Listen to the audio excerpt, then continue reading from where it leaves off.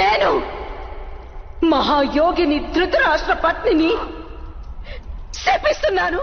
ఏ విధంగా నా వంశం నాశనమయ్యిందో ఆ ప్రకారంగానే నీ కళ్ళ ముందే మీ యాదవ వంశం నాశనమవుతుంది.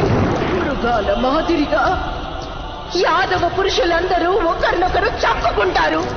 మృగాల పిల్లల మాదిరిగా యాదవుల బాలలందరూ కూడా ఆక్రందనలు చేస్తారు.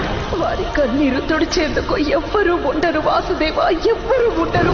మా నగరం దుఃఖంలో మునిగిపోయిందో అదే విధంగా మీ నగరము సముద్రంలో మునిగిపోతుంది. మీ నగరంలోని సువర్ణ భవనాలు సముద్రంలోని ఉప్పులు కరిగిపోతాయి.